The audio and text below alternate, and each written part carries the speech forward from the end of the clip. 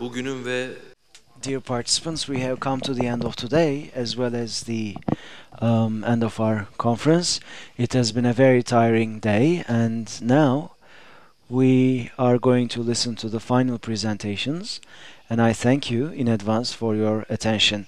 The first speaker is Mr. Ümit Eser.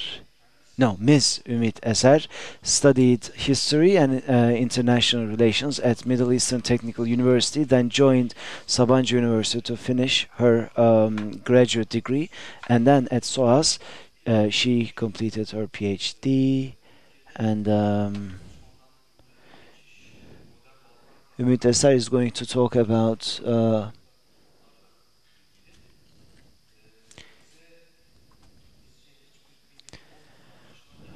is going to focus on the properties of a church and between 1922 1950. Yes, Mr. Ümit Eser. Well, first of all, I would like to thank Granting Foundation and also Boğaziçi University for making this event possible.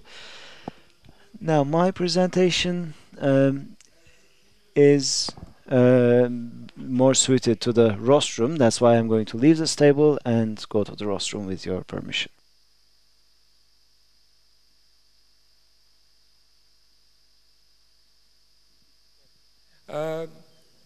İngilizce yapacağım sunumu. Between 2009 and 2011, a small but dedicated group under leadership of Andrew Symes attempted to catalog former churches of Smyrna of all denominations, including finding and photographing their relicts where they exist for the Levantine Heritage Foundation. What are the sources for this project? This is the main. This was the main problem we had to cope with.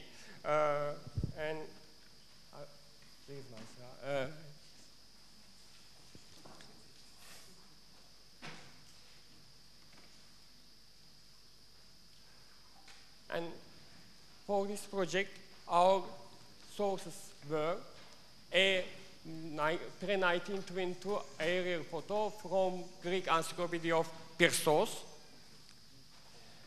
different maps of Smyrna and their various postcards,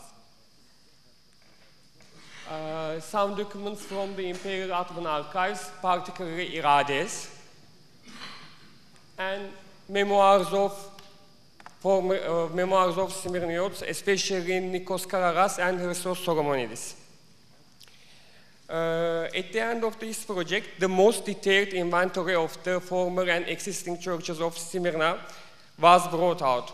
This presentation, a byproduct of this project, takes as an example of St. John the Theologian Church, which was known as Agios Ioannis or Theologos Church among the locals of Apono Mahala, upper neighborhood in Old Smyrna, in the Ottoman Smyrna. After presenting historical background for this church and its neighborhood, I will try to discuss the conversion process of this church to a school, a public school. At the beginning of the 20th century, Smyrna was the capital of Aydın province and the most prosperous and populous city after Constantinople. According to projected census of 1914, about 211,000 people lived in the city, of whom 100,000 Muslims, 74,000 Greek Orthodox, 24,000 Jews, and 10,000 Armenians. Nonetheless, these figures did not include the Greek Orthodox of Hellenic nationality and the European nationals known as the Levantines, who were indexed to permanent settlement in the empire. The Lokar, the upper neighborhood, or known as Aponomara, has been home to poor Smyrniotes, regardless of religion, since the 18th century. The Aponomara extended in the Old City, close to the southeastern part of the Jewish Central Market area on the outskirts of Mount Fagus, and in close contact with the Jewish, Armenian, and Agios Vukoros neighborhoods. In this presentation, I would like to revisit this poor and inland neighborhood in Ottoman Smyrna, the one whose narrow roads were paved with cobblestones, a place where time was measured in many different calendars, a location where Muslims, Greek Orthodox, Jews, and Roma lived side by side. These are the available photos of Aponomala. It's really poor neighborhood in the cosmopolitan port city of Smyrna. And Roman Gate. Prior to the construction of Agios Ioannis Theologos Church, a chapel had been serving as a center of reader pilgrimage, or in Greek, mikroproskinema, in this neighborhood since the 17th century. But this chapel was burned in 1773, and with the support of Metropolitan Bishop Antimos at the beginning of the 19th century, it was restored and renovated and expanded as one of the major churches in the city. And this is the bell tower. And this is the interior of Agios Ioannis Theologos Church. At the turn of the 20th century, this church continued to be a pilgrimage center. Its buildings were renovated and enlarged, as I said before. And during the name day celebrations of St. Polycarp, one of the patron saints of Smyrna, on 23 February, this church was visited by local Christians as well as Muslims. In September 1922, the victory of the Kemalist army constituted one of the last episodes of the disintegration of Ottoman society. Smyrna was burnt down, and the Ottoman Christian communities in Asia Minor were exposed to a series of systematic massacres and compelled to leave their hometowns. The Christian communities, who had formed at least 36% of the population in the Aegean metropolis, diminished to only 1% in 1927. Only 548 Orthodox Christians and 19 Armenians could remain in the city in 1927. No Ottoman city experienced as drastic a population change and transformation as much as Smyrna, the capital of the Aydın province. Due to the Great Fire of 1922, Izmir lost virtually all of its connections with the Christian past. A great number of the Ottoman Christians had already fled to Greece during the violent events in September 1922 and the Great Fire of Smyrna. However, the properties of the Christian communities constituted a problem in the minds of local Kemalist authorities. Therefore, systematic destruction and definite defunctionalization of the Orthodox and Armenian churches continued in the winter of 1922-1923 until the signature of the Convention of the Population Exchange. Even the properties of the other Orthodox churches, which were not under the jurisdiction of the Ecumenical Patriarchate of Constantinople and protected by the British soldiers, were also plundered and confiscated. To illustrate, the properties of the Mount Sina monastery in Smyrna were also sequestered by the nationalist government. Among these properties, which the monastery lost, were commercial buildings such as Passage Sinaïd, located in Rue des Verreries, a hotel in the quay, and two depots located in Rue Parallèle and Harimaga Market. This destruction campaign was followed by attacks on the other Christian cemeteries and churches in the winter of 1922-1923. But after the signature of the Population Exchange, a group of church buildings were able to stand due to their location outside the fire zone. Agios Ioannis Theologos Church, one of such churches located in the Apona Mahala, would be confiscated by the Commission of the Abandoned Properties, in Turkish name, Environmental Komisyonu. I will seek answers for the questions such as, in this part, how was the approach of the Republican authorities to the churches left by the Ottoman Christians, and what did these buildings mean to them? Even before the victory in Asia Minor, the properties of non-Muslim communities became one of the discussion themes in the Grand National Assembly in Ankara. On 20 April 1922, the National Assembly introduced the law about the administration of movable and immovable properties, belonging to those who escaped or were absent in the liberated provinces. A cabinet decision dated 18 March 1925 stipulated that the schools, houses of worship, and charity institutions of the non-Muslim communities, which were appropriated because of the law for the abandoned properties, would be allotted to special administration, hususi idares.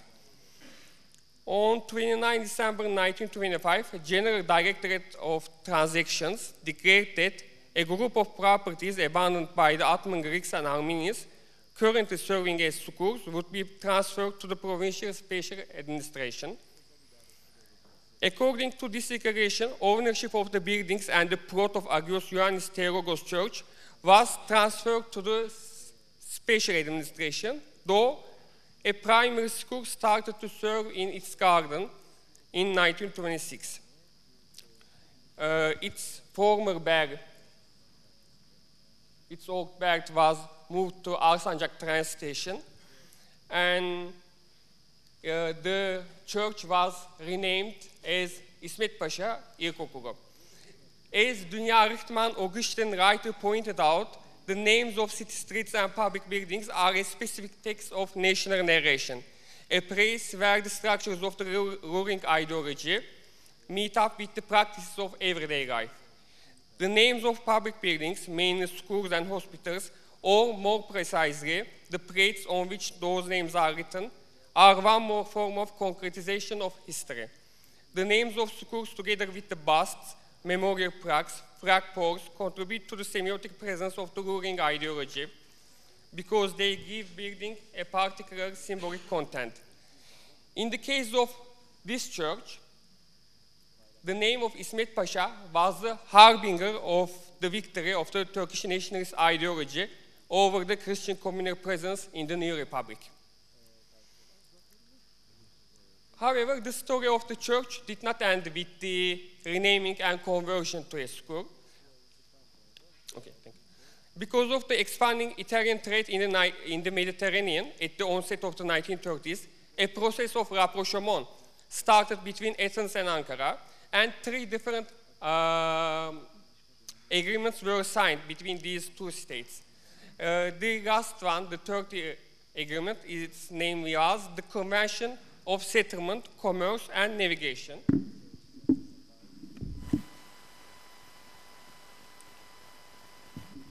This agreement provided that citizens of 2 countries could enter, reside, and settle in the respective territories without limitations other than those existing for native citizens. Following the signature of this agreement, some unemployed Greeks started to return to Turkey, particularly Istanbul, but the second center for return was Izmir again. And in memoirs of Nikos Kararas, he mentions a story of a return. No.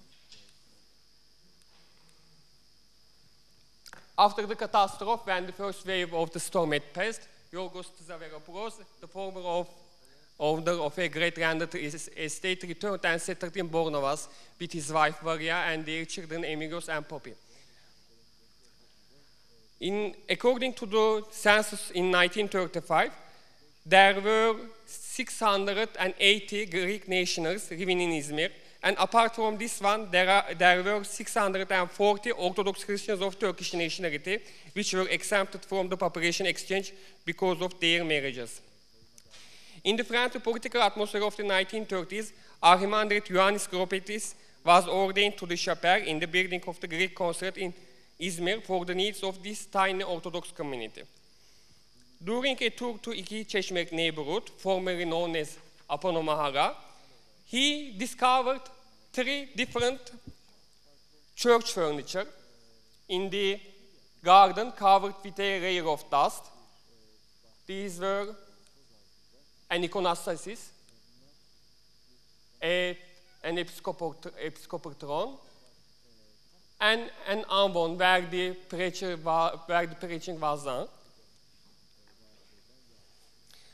And this priest started to correspondence with the Greek authorities in Ankara in the 1930s, and a kind of Refugee Association, Enoseos Simirneon, in Athens.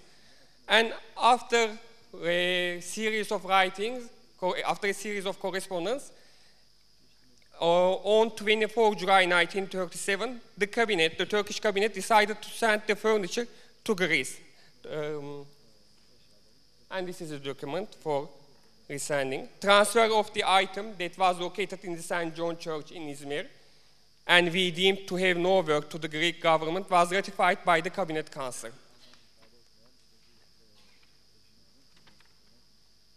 However, this transfer couldn't be realized until 1949 because in the first attempt, Mustafa Kemal declined this transfer in 1937, and in the second one, in 1940, in the second attempt, again transfer was blocked because Athens was invaded by the Nazi army, and the transfer could be realized only in 1949.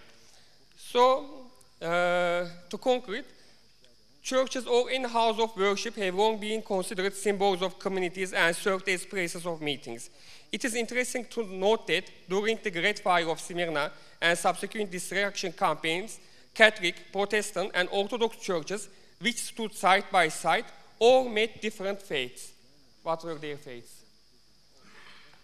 According to our project, we could find that in this center, almost completely all Armenian apostolic churches were demolished.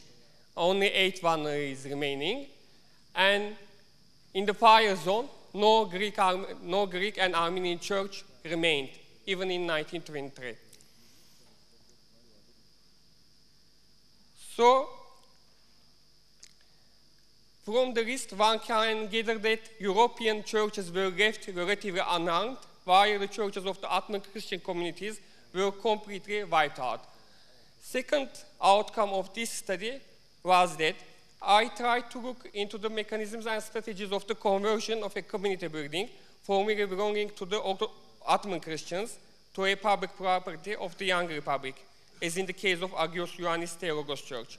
The Kemalist Republic had a pragmatic approach towards the remaining properties of Orthodox Christian communities and did not hesitate to convert their buildings to public buildings, such as schools and museums or mosques, instead of destroying them. For remaining 8 churches, the outcome was that in the 1950s, all of them converted to different buildings. Okay, so I argue that a kind of uncanny relationship with the present dominates the former and present inhabitants of the city. One example is the memoirs of Olga Vatido, a Smyrniot Orthodox Christian who could visit her hometown after 30 long years in 1952. According to her memoirs, in Smyrna, the first pilgrimage, or its Greek name, Smyrna to Proto-Proskinema, Vatido mentioned her visit to former Aponomahara. She saw the supporting beams of the iconostasis, which had already been transferred to Greece, and also the Paratronion side throne that stayed behind and had an icon of Saint Antimus, a patron saint of Metropolitan Antimus, who was renovated the church at the beginning of the 19th century. The church, when she visited in 1952, was packed with succour desks and other rubble. Vatido wrote that remaining Christians of Izmir for many years after 1922 used to visit the sites of the vanished churches on feast days and the remnants of the Orthodox cemetery, and even passed by the Arsancak train station bag without, of course, daring to manifest any sign of religious activity or worship. Everything happened silently in this uncanny city, which was familiar and foreign at the same time. Thank you very much for your attendance.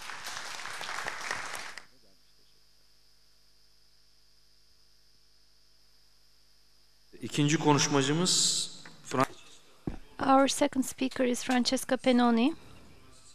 She's from University of Venice, Foreign Languages and Literature. Then she's had her master's degree in Sabancı University, Department of History, and currently she is teaching She is a PhD candidate at the Landscape and Architecture Department in Italy. She will talk about the destruction of the Armenian religious architecture in the early 20th century in Kayseri and surrounding villages. First of all, I would like to thank Randing Foundation for the opportunity to be here and share my research with you. I need to skip some parts because of the limitation of time, so I will start immediately with the main part of my presentation. With this presentation, I aim to analyze the Armenian religious architectural heritage of Kayseri and its surrounding villages, with a particular focus on the process of destruction which has affected the majority of the Armenian churches in the region.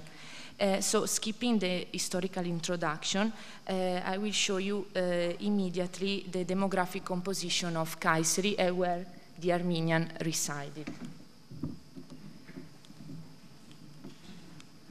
Okay, so this is a map where we can see that the Armenians were residing mostly in the southern part of the city, where also the churches that I'm going to present later are located. As regards the villages, because as I told you, I'm talking about the churches in the city center and also the ones in the villages. Of course, not all of them. I chose some for this presentation, and you can see from this map, so the churches of Kayseri and some churches of the villages around Kayseri, except Everek Fenese, that is today Develi, and Tomarza, that are a bit more distant than the others. So I decided to present this process of destruction through 6 main strategies of destructions. I call them strategies because I intend them as a part of a planned destruction. So this, the first strategy that I want to introduce you is the willful destruction during the genocide. So some of the churches and monasteries were destroyed during 1915. An example,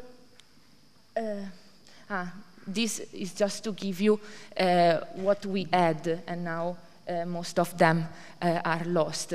These are the 4 churches in the center of Kayseri, 3 of them Gregorian and 1 Catholic, Surphac, and this is what was presented by Arshak Alboyajan, that is the main source to reconstruct at least the list of churches of the region. So these are churches and monasteries in Kayseri and the villages, and of course today I chose just a part of them.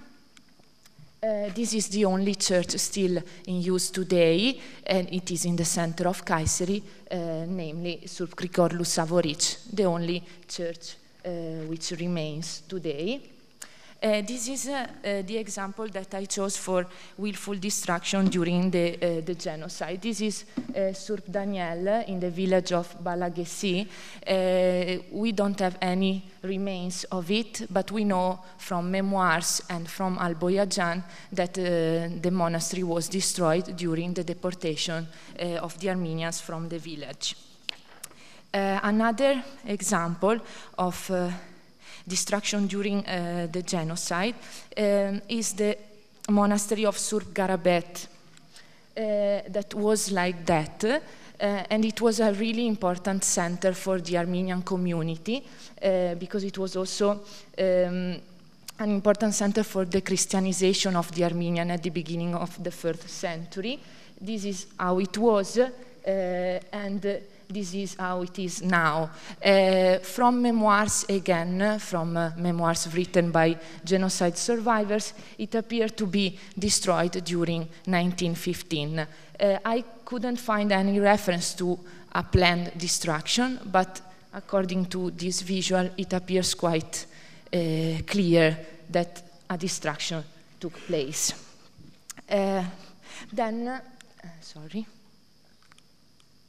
Okay. Then the second strategy is the consecutive conscious destruction. So after 1915, and the first, The first example is the monastery of Surp Sarkis in Derevank. This monastery is very close to the village of Talas, and today appears to be completely destroyed. We have only some arches left with some frescoes inside. Another case of destruction after 1915 is the case of Surp Sarkis. This church is particularly interesting because there are no references left. For the other churches in Kayseri, in the city centers, in the city center we have some information. As regards Surp Sarkis, we have only this picture of 1910, and now there are no nothing is left from this church. But we have another map by Demir and Chabuk, and they located Surp Sarkis in the quarter of Eslim Pasha by the end of the 19th century. So it might be compared to the one, the photograph of 1910. So at least we know that it was existing. These are other two churches that I could find only photographs from Alboyajan, and today there are no ruins left. And then the third strategy is the destruction caused by willful neglect and trespass by the local population. That is another important cause of destruction. So as the majority of the churches in Turkey today, also in Kayseri there are clear signs of vandalism, and especially is real work of excavation inside the church, especially for gold seeking by... Yes, this is from a Greek monastery, but it is quite useful also for the Armenian case. So this sign was, I chose to show you this sign because it appears that this is a problem well known by the authorities and also by the locals. So there is still an activity of searching for gold in the churches. And this is, for example, Surp Toros in Tavlusun, and we can see these signs of excavation inside the church. Another instance of this willful destruction and trespassing by the local population is Surp Stepanos in Efkere. We have a photograph of 1913, and this is how I found Surp Stepanos in 2014. So we can see that some of the columns were stolen, and it is completely open to everyone. So this is another example, and here we can see also the absence of the dome, but I will explain it later.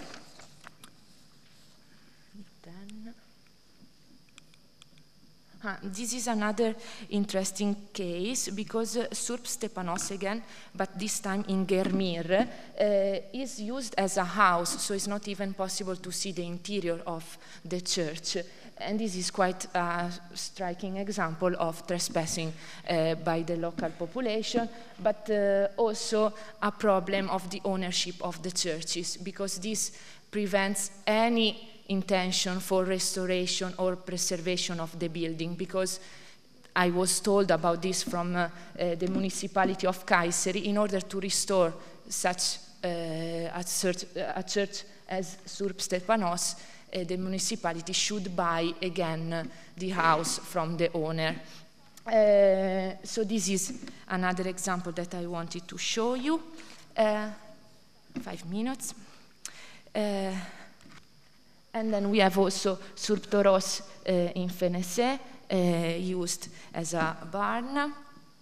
Boros Petros in Tomarza is used as a deposit, this time by the municipality of Tomarza. And then another strategy that I chose to use to describe you the process of destruction is the conversion of Armenian churches into buildings with different purposes.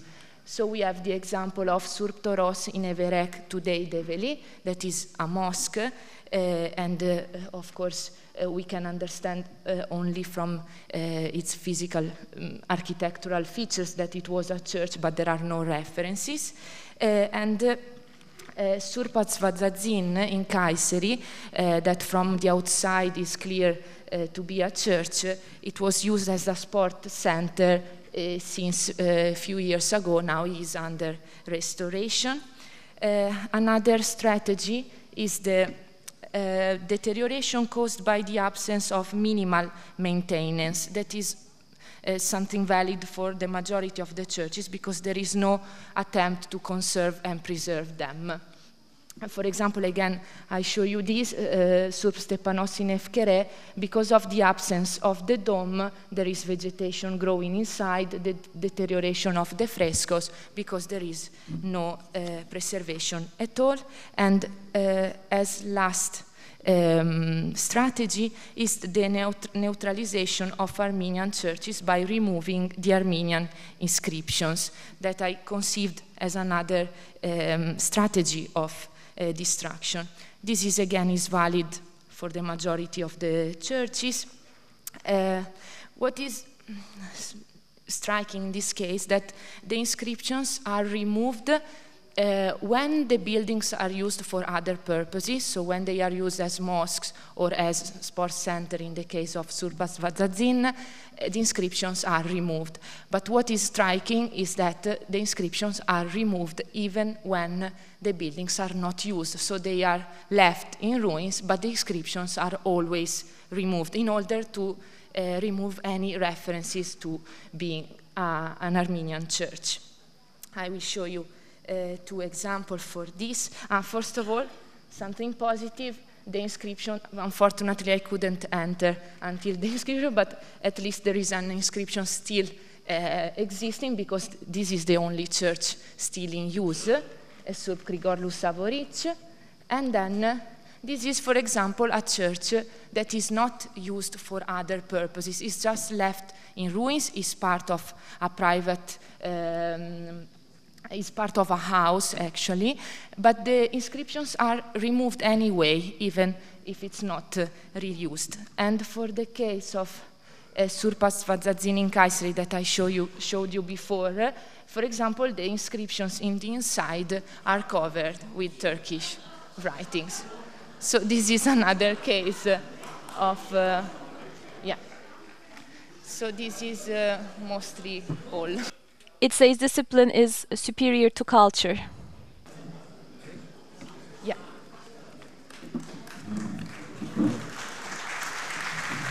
Thank you.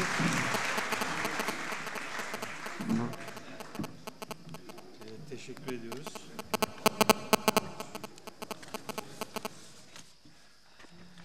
Üçüncü konuşma. Our third speaker is Mr. Fırat Güllü.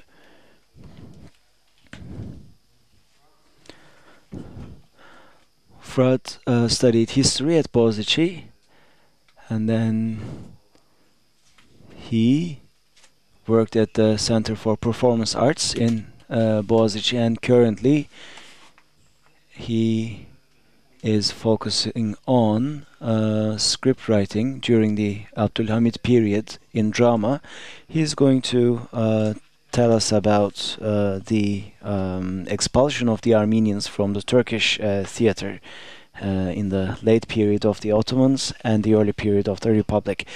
First of all, I would like to thank the organization committee for their invitation. I also thank you for being with us at this very late hour. Our time is very limited. That's why I am going to, first of all, actually I wanted to tell you about the background of my research, but I'm just going to skip that But very briefly, allow me to say that the reason that I'm delivering this speech is that I've been involved in the Center of Performance Arts in Boğaziçi since 2006, and we've had many activities in the last decade. And it is thanks to their trailblazing that I am able to do this now. And in a way, this was an act of not accepting the dominant paradigm, sort of like an insurgency against the dominant paradigm. And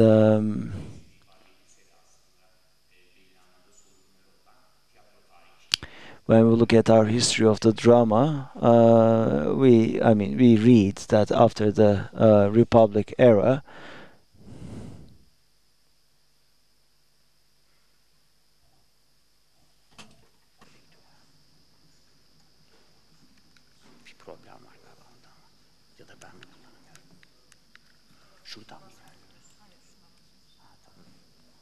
Evet, bu bölümü geçiyorum. Evet, yani aslında temelde let me skip this part. Now, we always look at things from the point of view of the inception of the Turkish drama, but in order to adopt this view, you need to eliminate what went past before the foundation of the Turkish drama. We looked at modern Turkish drama, how they were initiated and how they evolved.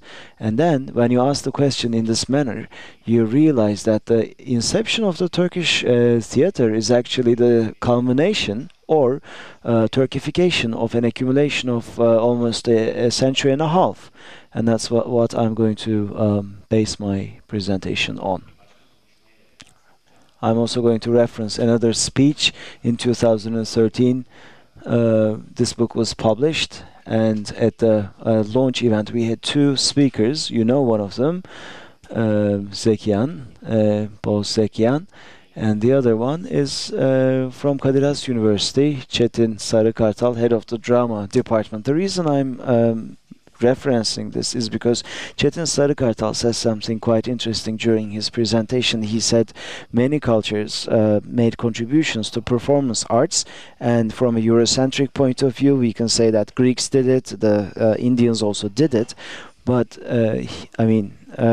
he said that the only nation who unremittingly contributed to drama is the Armenians. That's what he said, and he said that this is not an understatement. And as far as we can tell, yes, drama in Armenian culture goes back a very long time, and it has become an integral part of their culture. And secondly, another thing that draws our attention is Armenian communities also shared this with the other groups that they lived with the other communities that they lived with. They always integrated them in the process, and they always shared this wealth. So when you look at this from this perspective, you see that, and when you focus on the 19th century, when Turkish drama first started happening in this country, you realize why actually the Armenians gained prominence in this period. One more thing that is quite linked to this, maybe we need to focus on a certain period in the Armenian Enlightenment. For the first time, Turkish plays were acted on a stage, an audience, the actors. We are talking about a distinct type of art, and the first authentic examples of this came about in the last quarter of the 18th century. And people talk of several fires in several monasteries. Maybe there are even earlier examples.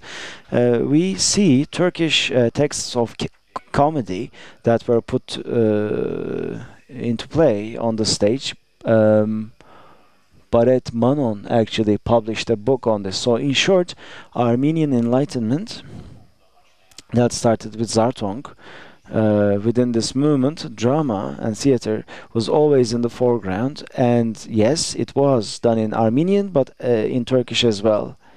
and that's equally important. Within this Enlightenment, Turkish theater was also quite an important act of novelty. Let's now speeden things up a little. Of course, we can talk endlessly about Armenian Enlightenment, but let's focus on theater. And in Istanbul, especially the first modern theater play, the Italians did it, the French did it. In Istanbul, many plays were staged, but in foreign languages, and only a handful of people followed them. But actually, a community, an Ottoman community, actually, i.e., the Armenians started doing this in 1810, and this is the start of the Mihitarist tradition that is still continuing in Istanbul. A trainer, a priest, Minas Pishishan, came to Istanbul, and he set up a school here, one in Trebizond and in Caucasus as well. So in a couple of years he established these modern schools. And when he came to Istanbul in 1808, he founded the school, and in 1810 they staged a play, and this was about the Armenian history, about the ancient kingdoms that incorporated Armenian mythology as well, and it was in all old Armenian, in Krapar, and it was nationalistic, culturally nationalistic to a certain degree. Probably it was staged for pedagogical reasons, to imbibe a sense of culture in the pupils, but it proved rather successful, and the Armenians had never seen anything like that in Istanbul, and it was deemed to be magnificent. And then Amiras, the Armenian notables, those who were living in the quarter, in their yalas, this play was staged a couple of times, and in Istanbul this actually initiated this tradition. And afterwards, of course, this was the Gregorian school, but then it influenced other schools as well. It set a good example, and school drama started as well. And researchers say that everywhere this starts with the schools, and to disseminate Armenian enlightenment. There were materials that were brought from Venice. Some people say, some plays were written in Venice and they were staged here in Istanbul. But after that, what happens is there's an accumulation of culture, and people say this shouldn't just stay in the schools. We should take this outside the schools as well. And at first, in Ortaköy, Hasköy, Kumkapı, in these neighborhoods, these plays are staged. And again, there's an accumulation here. Scriptwriters, screenwriters, directors come into the foreground, and some of these people have already been trained abroad. And most of these are educated people, and some perhaps are talents, local talents, that were not necessarily trained, but they achieved a great synergy. And in 1859, for the first time, they started to become professional. It began as a sponsored project, but the main target was to by Hekimyan, the Orient Theater, the first Ottoman theater, was established, and they expected this project to make ends meet.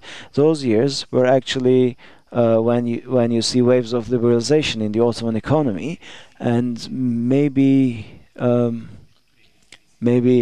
it was the first seed for an entertainment business, like selling tickets and also working with sponsors.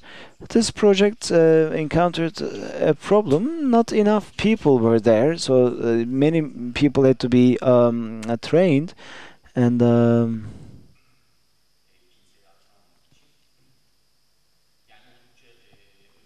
prominent generation of actors and actresses were trained. Let me go back to my text.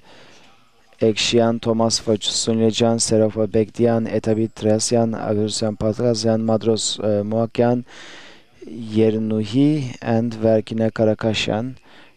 These are the legendary actors of the era. Most of these are actually, for the first time, they took to the stage, and this was rather like a conservatory. I'm going to skip this part speedily because what I'm trying to say here is this: in a very short period of time, a very well-developed environment came to being. And how about Turkish drama? Hagap Vartovyan and Güllü, as we know him, or Güllü Yakup, and Boğaz Çalgıcan is with us. And he found his tomb in Ortaköy, in Yahya Efendi cemetery. It says Güllü Yakup Efendi on the tombstone. So this is a part of that story as well. So what he did was he harnessed all this accumulation, and he was a monopoly for 11 years. He said this group is going to do this in Turkey, in Istanbul, and it would be done in Turkish. Nami Kemal Şinasi, Ahmet Mithat Efendi, all these screenwriters, playwrights came together, and they were included in the process as well. And this was the official Empire theater company for 10 years. This was their golden age, and I mean, they were very successful. I'm not going to go into details, but we see that this was not quite understood because Bedros Muakyan, I mean, someone who said this should be used for enlightenment, that the Armenians had been doing this for so long and they used this to train those kids, but you have commercialized this, you are doing this to make money, and on top you are doing this in Turkish. I mean, these were some of his objections, but Baronyan would say, no, this appeals to the Ottoman society, he's doing good, I mean, the plays are very successful, and so on and so forth. So this debate also took place then. Let's now go to the turning point, and this was the first part of my presentation. Let me now go towards the second part of my presentation. All of a sudden, this era came to an abrupt end. Every couple of years in this country, we know that these significant shifts happen. 1908 is very important. I'm not going to go into historical details because I do not wish to digress, but the Ottoman administration in the Balkans were defeated. There was an economic crisis as well. For 2 times the throne was changed, so it was quite a turbulent time. And then another crisis followed suit, and all of these things came together, and the administration became more despotic, and the climate was impacted negatively, and the theater climate was impacted as well. The liberal atmosphere that came after the reforms was changed. So what happened at that point? The Armenian players had to make a decision. There were a couple of options. Some stuck with the theater and they wanted to maintain their relationship with the state, and they were allowed to exist. Vartovyan was one of them. He went into the Yıldız Palace, and he started doing imperial theater there, and he was disconnected from the rest of the outside world. But thanks to him, perhaps I mean he was buried in the grounds in the premises of Yıldız Palace. He was a convert. His name was changed to Yakup, and Munakyan actually received his heritage. He was also quite a notable person, but when we look at his activities, we see that he was at the helm at a very difficult time, but also he was supported. We read about this in Selim's books. Munakyan was given decorations, medals, and so on and so forth. So he was supported. But in order to receive this support, he had to accept certain things. Let me give you 2 examples. And in terms of Turkification of theater, these are quite telling. One is, during the war years, there is a society for the support of the army, and plays were staged. And Munakyan was the art director for that, and he had to say yes, of course, otherwise he would have suffered as a result of his decision. The newcomers, the Muslims, these new kids, the founders of Turkish theater of the future, were there, and he taught them. And at the same time, and of course, this was a military initiative. It was a military charity organization, and Darül Vedani was established, and this is where Turkish theater started. And Miakman was the master of masters in that school. He was he was a handful of Christians, and during the auditions, only one person was Onik Binemejian. No other Armenians were accepted. They were all Muslim Turks, we could say. And as for women, all were foreigners. And allow me, excuse me for saying that. They were all Christians. I'm speaking so fast. That's why I said foreigner. I shouldn't have used that word. I apologize for this faux pas. And they were all non-Muslims. They were Christians. Because Muslims were not allowed to be on stage, and gender was an important thing at the time. So what did the others do? They were pushed aside by and large. Some got married, some settled down, and they left arts. How about those who persevered? What happened to them? The only option for them was to leave the country, and there are three geographies that come to prominence: the traditional Ottoman Empire before the crises.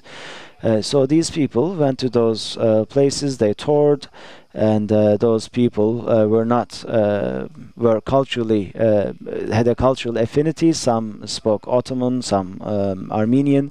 The Balkans, namely Bulgaria, Romania, mainly. But they couldn't settle down there as well because they weren't happy with the living standards there. Only a few settled down. Kundakjian, for instance, in Bulgaria, he continued his life in Bulgaria, but he fell ill, and then he had to travel to Paris, and he passed away there. And another geography would be Egypt under the British rule. And when they went to Egypt, they made a lot of money. They toured quite extensively. Their tours proved very successful. But Benklian, a famous operette singer, died in poverty, and Trias and Karakashian, they also left, and this is quite interesting as well. They went to Caucasia because they could no longer remain here. Tbilisi, they toured a lot, they knew the city, and they wanted to find out whether they could settle down there. It was an Armenian city as well, but there was a cultural clash. In terms of language, for instance, Western versus Eastern Armenian plus approach to theater. So it didn't work out, and Bedros Atamyan survived there. He went all the way up to Moscow by playing Hamlet, and then his health deteriorated and he had to come back to Istanbul. I would like to tell you more about two exceptions. What else happened after these? People could have died. Either they had to reconcile, or they would have to leave. And two exceptions stand out. Baryan Papazian is a very important theater player. He was trained in Italy, and then he came to Istanbul. He achieved great success in Istanbul, and during the First World War, a ship was confiscated by the Ottoman state. He had to embark in Istanbul, and he was given a role in a play by the military organization, charity organization. In the backstage, a police officer came, and they wanted to arrest him because he recited a poet by someone. It's very detailed, so he had to use a rope to escape from the window, get on another ship.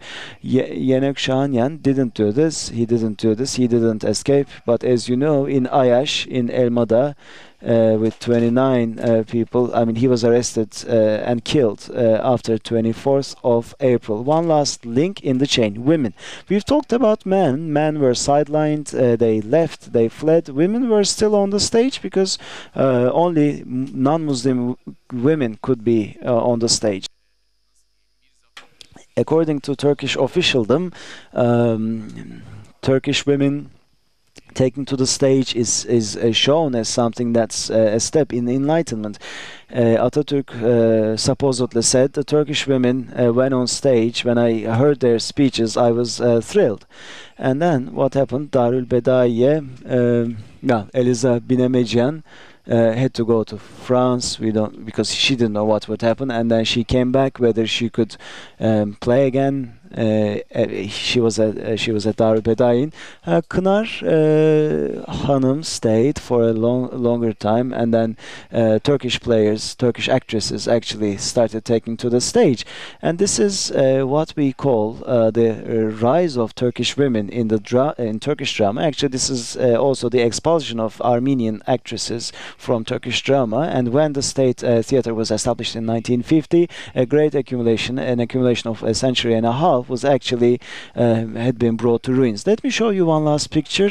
These are Armenian players still on stage. They play in Armenian and in Turkish. Just like Çetin said, for 1,000 years they've been doing theater in Turkey. So I recommend that you go and watch them. Thank you.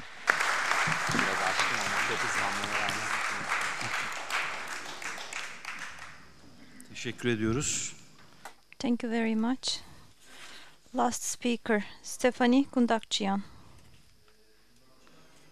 Kundakjian studied in Grinnell College, history and Spanish, and in Paris American University International Relations, Conflict Resolution and Civil Society Development Program. She starts having her master's degree. And today she'll talk about living currency, the value of Armenian women and children at the end of the Ottoman Empire and the early Republican era. First of all, I would like to thank the university for opening up the space, as well as the Hrant Dink Foundation for enabling this conversation and allowing me to partake in it. I must stress that this is a work in project for my master's thesis, and although I am looking at the situation of Armenian women in the present, I was pushed to look into the past, and I think it's very telling that in doing so, it has brought me to Turkey. A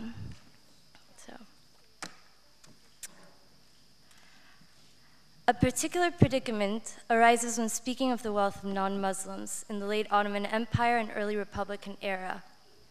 How do we account for the worth of a human life? On September 29th, 1915, the New York Times published an article titled "Armenian Women Put Up at Auction," and quotes Professor Samuel T. Dutton as follows. A young girl who left Turkey on August 18 told of the fate of the 100 girls who were attending a mission school in Turkey. These girls were divided into groups, and those that were the best looking, in the opinion of the Turkish officers, were taken over by those officers. Those considered not quite so good looking were given over to the soldiers, while those still less attractive were put up for sale to the highest bidders. What do these experiences of Armenian women and children during the 1915 Great Crime reveal about this period's value system? Value has been predominantly assigned to the byproducts of individuals, but rarely to the individuals themselves. Looking at Armenians during this period as a source of wealth confronts the unconscionable policies of the young Turkish government that allowed and condoned pilfering and profiting from the non-Muslim population.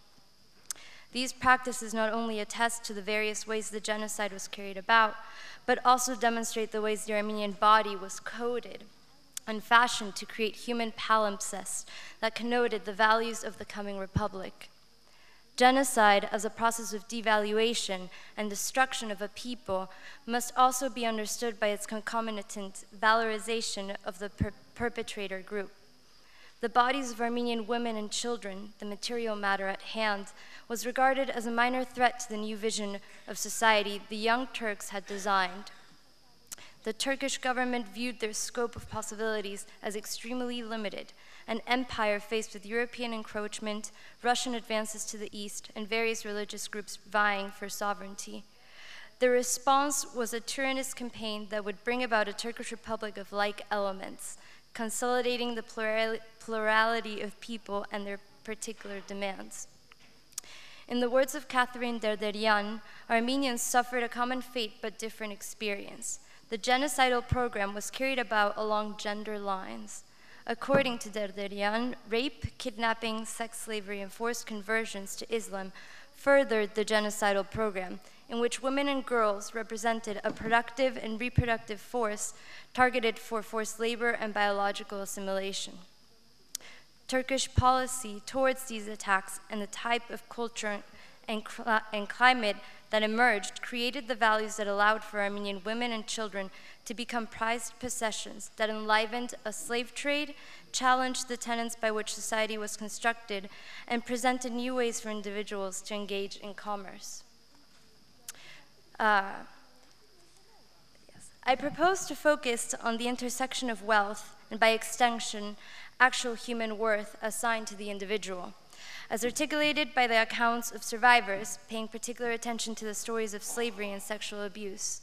I will go about doing so contextualizing the newly opened visual history archives at the University of Southern California, alongside with the Shoah Foundation.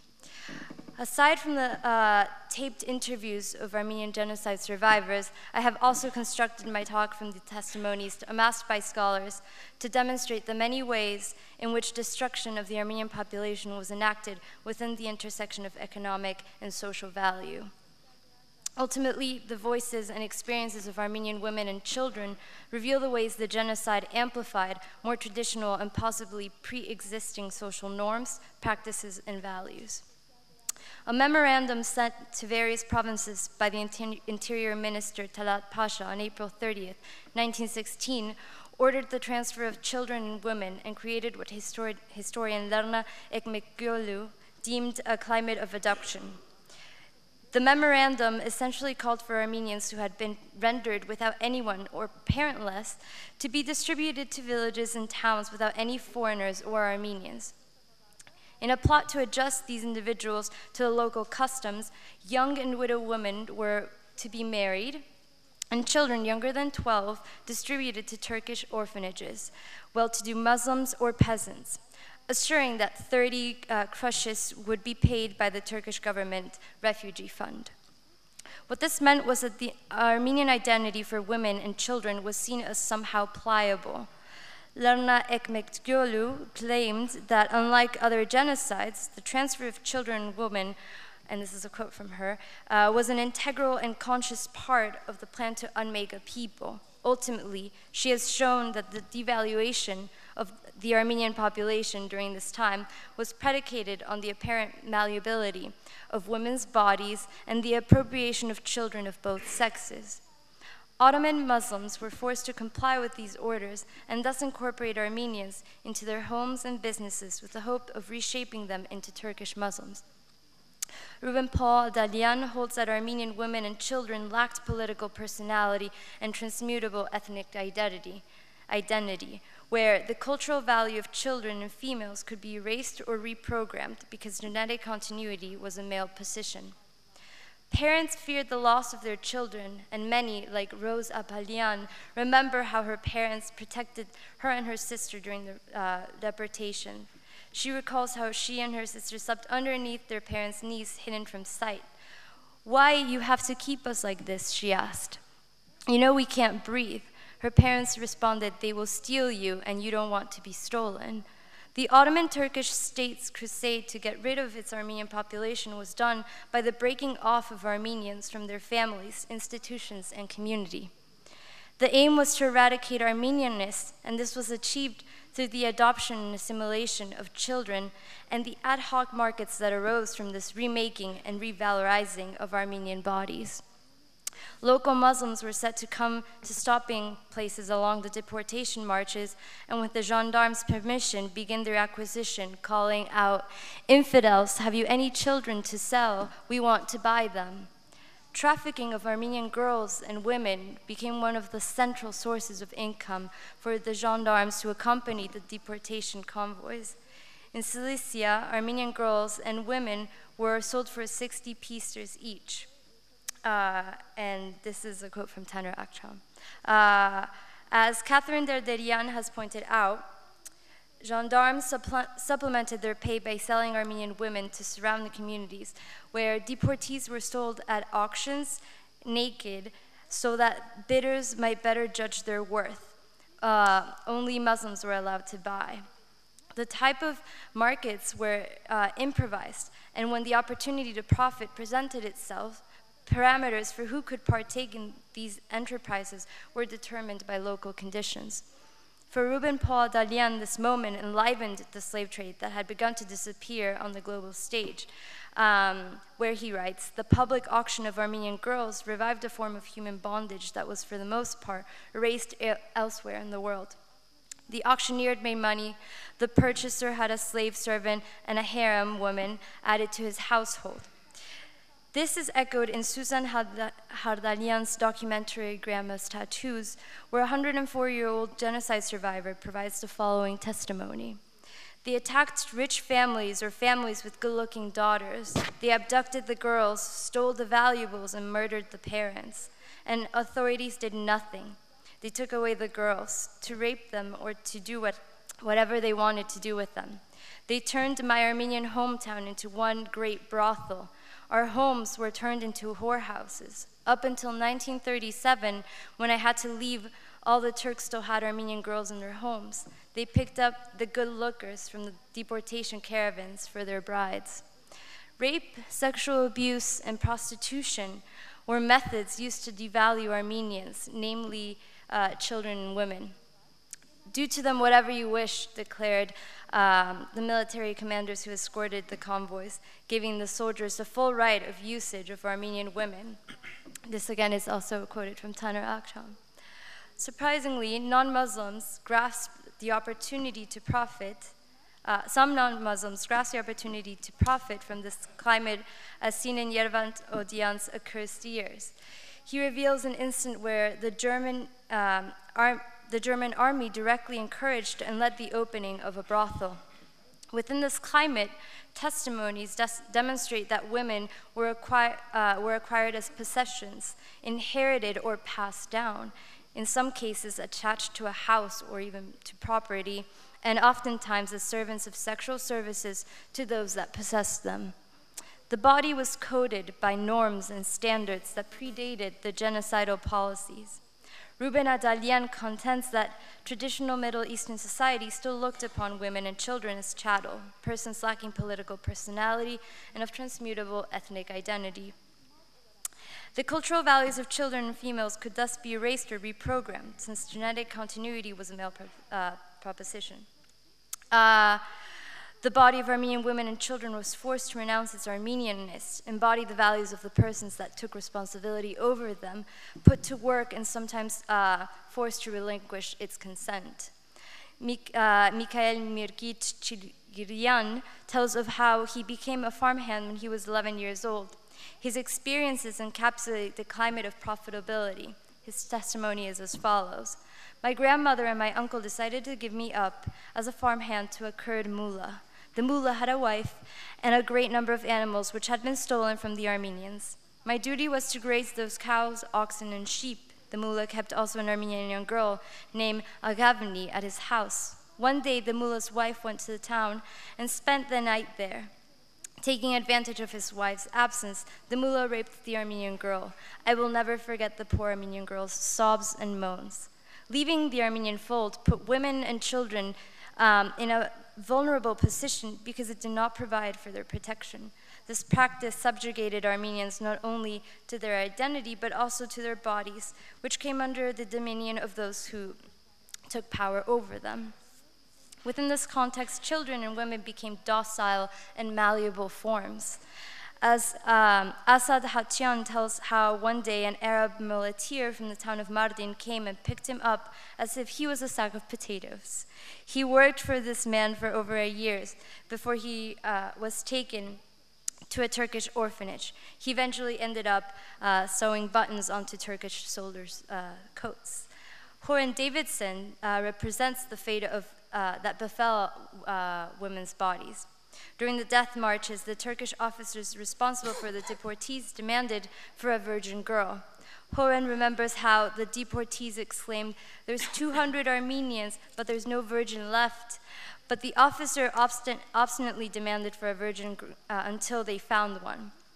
The most blatant practice of body fashioning was the practice of tattooing Armenian, and we also see Kurdish, women's faces and hands in order to show ownership.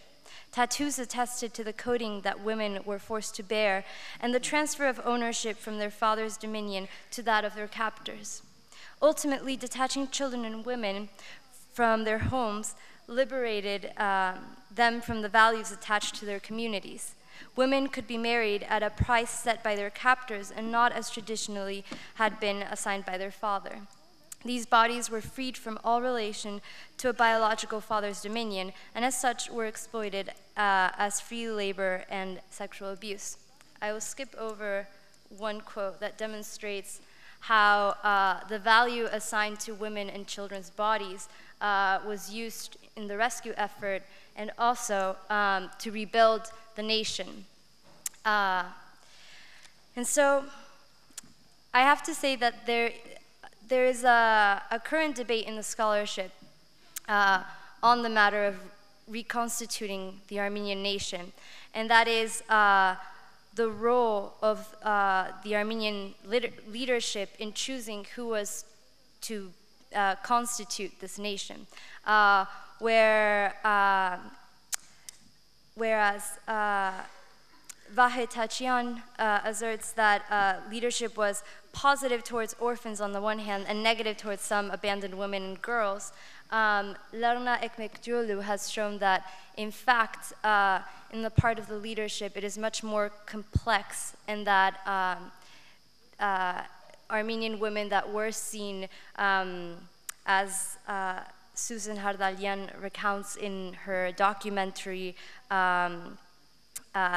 impure, tainted, and despicable women were actually welcomed back to the nation, and most times it was the women themselves they had this feeling of amot and shame and felt that they couldn't return back to the Armenian fold.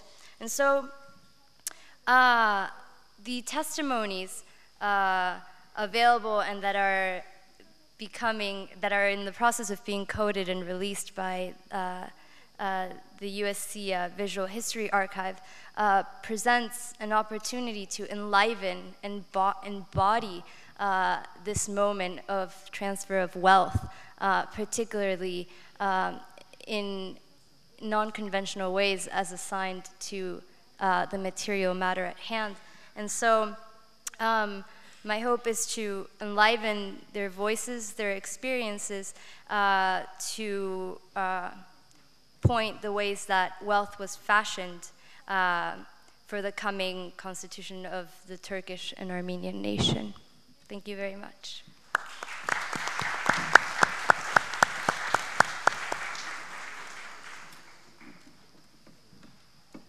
Panel sunumları burada.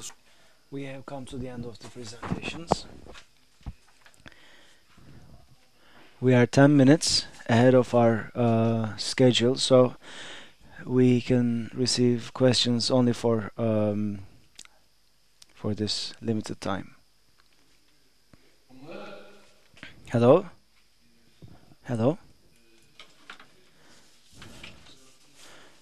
Firstly, I would like to extend my gratitude to Hrant Dink Foundation and all the other supporters of this event, because retrospectively, we can say that years ago, at Bilgi University, the very first conference on Armenian issues was organized in Turkey. It's been 10 years. Many things have changed, and the climate has changed, but certain things remain the same, sadly. I have one additional comment. Ritvat Vartopyan, Fırat, Güllü, I'd like to tag a Yan to your name, because you worked extensively on this. You talked about 3 categories, but we can say 4 categories as well, because Vahram Papazyan, for the Armenian, for the Theater of Armenia, Soviet era Armenia, Istanbul players played a very important role. That's the 4th chapter. Varam Papazyan, Nefesyan, Hreçupus, Yasafyan, Shabash Yan, Stefan Kundakjian. All these people went to Armenia from Istanbul to establish theater there, and that's just fantastic, don't you think? Thank you.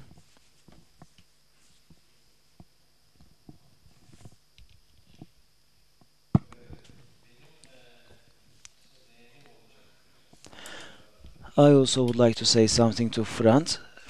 Once upon a well, actually, a couple of years ago, a grandchild of Güllü Agop proved rather controversial, right? I don't know if you know about this. And at the time, I was writing a column for Agos. Can you please elaborate on this? The emergence of a mysterious grandchild of Güllü Agop?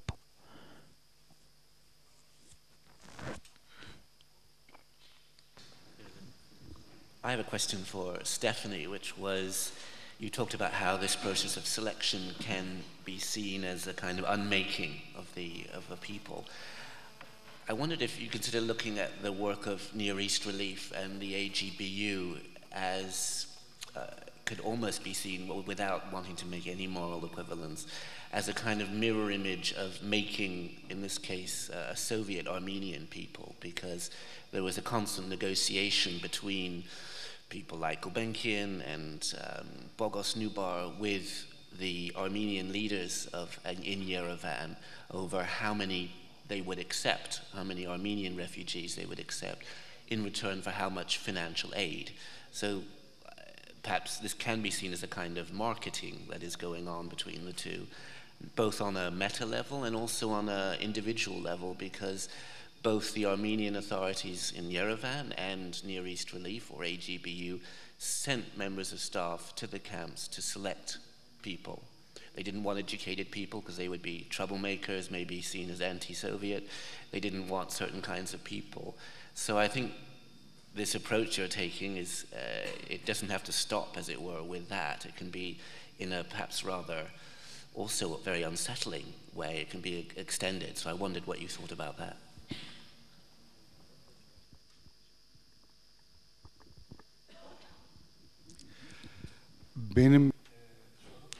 My question is for Ümit. Up until now, in history classes, we were told, we were engraved certain things. We were engraved with certain things, and we have been hearing things that are in contradiction with those things, like the Great Fire in Smyrna. They've always said in our schools that the Greeks did it when they were leaving, and then they said the Armenians did it. So we're talking about the burning down of an entire modern city, modern for the standards of the day, a very substantial proportion. Economically, most important part of the city was burned down. And if that is the case, then we should be aware of this. I mean, in your research, have you found something more realistic? Because we were told it was either the Greeks or the Armenians. Is that really the case? Thank you.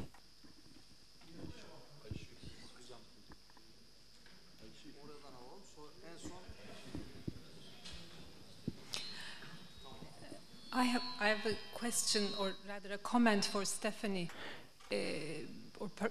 You're more than welcome to respond to that.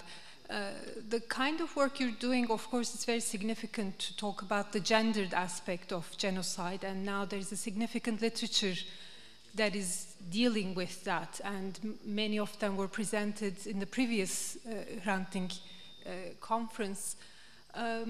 But you seem to be using, of course, this was a very short presentation, but you seem to be referring to or analyzing this with this notion of Middle Eastern culture, a term which tends to, I think, conceal rather than reveal the dynamics of these kinds of atrocities. I think it might be more, it will, I'm sure, enrich your analysis if you unpack that and perhaps look at the rest of the emerging literature. And there's a significant literature also coming from scholars working on Turkey about the genocide and other contexts. And also perhaps looking at comparative analysis of how women's and children's bodies have been at the center of these kinds of wars and genocides, which takes it beyond Middle East culture kind of framework.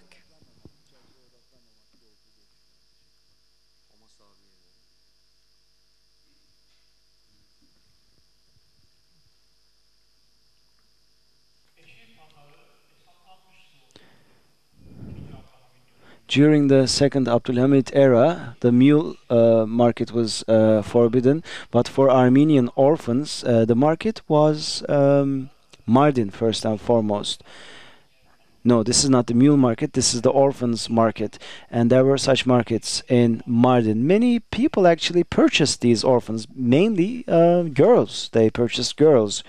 And my question is, Stefanie said some of these girls entered into marriages. You use the word marriage.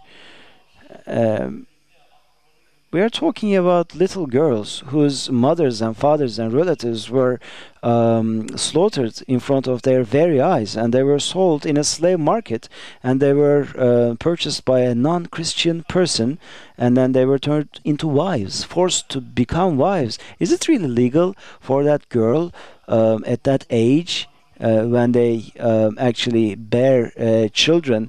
Do you think this is judicious?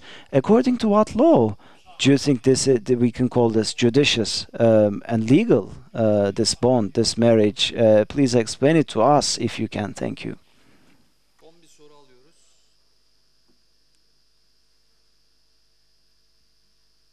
En arkaya.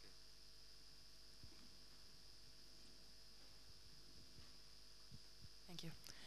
I have a question to Francesca Hanım.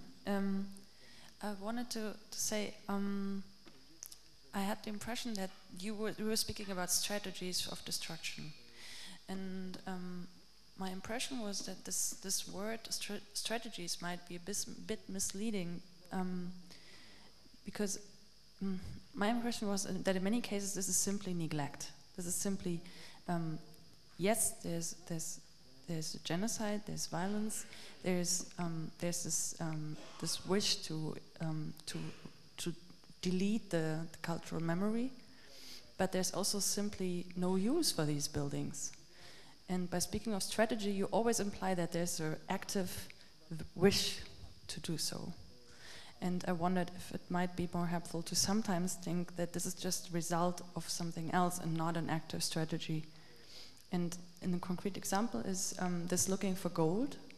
It does not only happen in churches, but everywhere. I've been told this by several people in several different places in Turkey. We know that there's gold in the gardens of Greeks, and people still go and look for it. And there was actually even a law in the 20s which said that anyone finding these kind of treasures would be allowed to keep 10% of it, and the rest would be considered state property.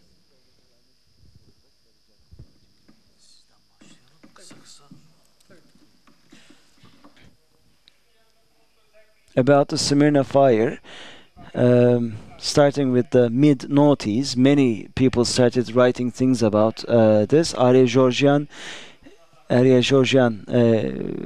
had a book about this, and in my PhD dissertation I also focused on this to a limited extent. For both sides, I mean, for the Turkish nationalists,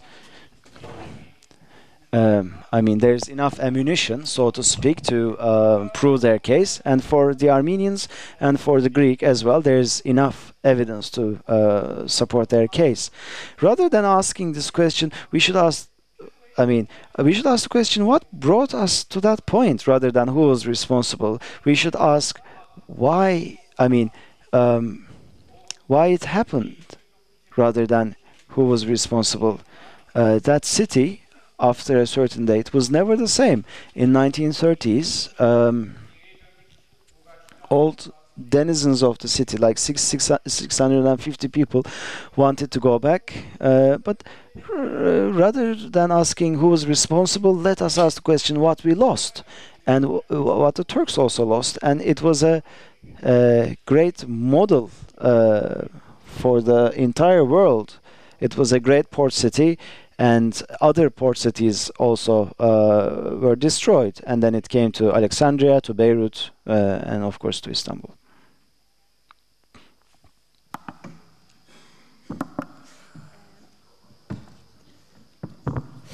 For the fact that I chose to describe them as strategies was especially due to the fact that I wanted to avoid to see neglect as something that happened, something natural that happened in this case in Kayseri, but mostly everywhere in Turkey, because of a community that now is absent, and so there's like a natural cause. So buildings are deteriorating because a community is not there to take care of them. But in this case, in my study and in my research, neglect is part of this destruction, because especially for Kayseri, we see that this architecture is completely left outside the cultural heritage of the city. They are not included. So it's something, is an architecture made by foreigners who left, and this is what is left there now. But there is, for me, that's why I'm calling it planned destruction, and also it's planned to be to conceive Armenian architecture as something outside the cultural heritage of Kayseri and of the villages. Is completely left in ruins, and not even indications of the presence of these churches are present today, neither in Kayseri, neither in the villages. Zeynep Kezer bir katkı yapacak herhalde. Hello? Yeah. I just wanted to perhaps think of this neglect as something that is a part of a broader process. Because it's not like they decide, okay, now we're going to neglect things, but they put buildings in a position where they're going to fall apart. So one of the things they do, for instance, is once you have a church, you have people contributing to its survival. There's monies that circulate, there's a priest. All of these things start disappearing. So like, for instance, if you don't have a big enough community of parishioners, then you're not going to have enough money to support that church. So the strategy, I think, we shouldn't just be focused on the building itself, but all the practices within which neglect occurs. And so for this, there's stories about the fact that they're now out of priests. So you have like one priest who may be traveling from Istanbul to these places, and twice a year they do baptisms, and so the church stops being a place that people who are still there can't go to, and their numbers are very reduced, and they don't have means of teaching and educating, and so it just kind of dies off. And I think that maybe strategies should be all of those things, not just, neglect, destruction, removal of bits and pieces, not just focusing on the physical, but the social fabric within which that happens.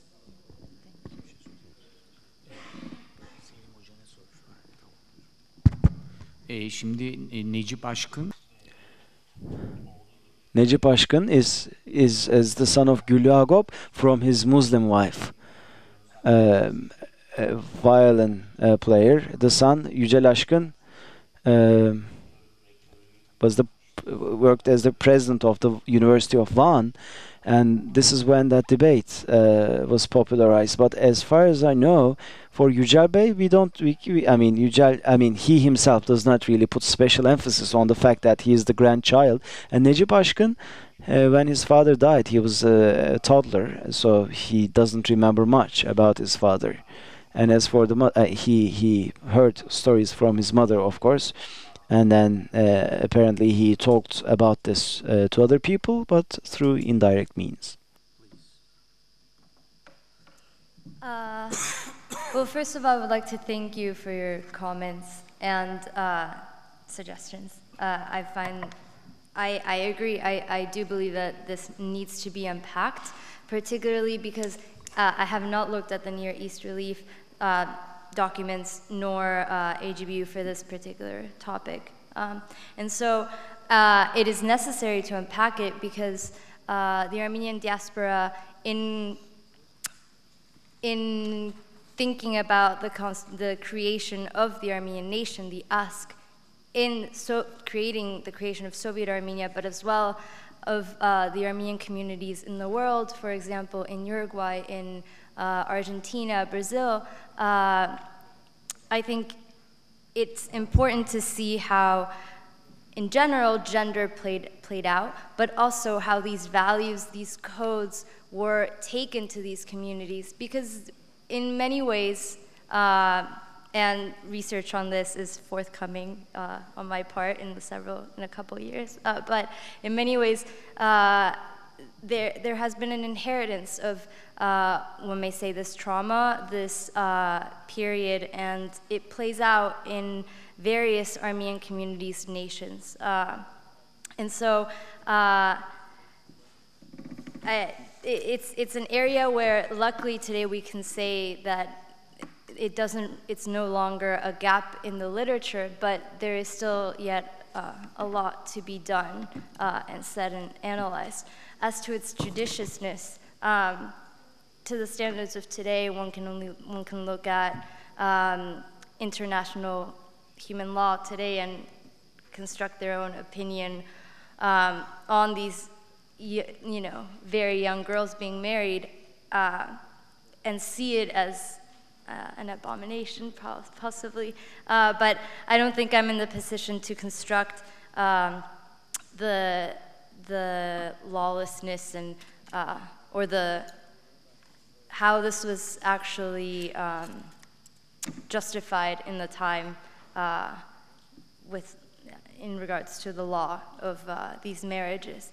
But that it was condoned, that has been proven by the testimonies. We have seen that it has happened. And so, if anything, I hope that my talk would bring these voices to life that more and more we're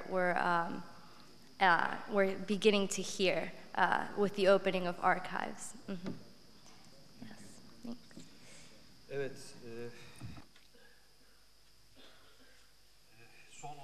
Yes, we have come to the end of the final session.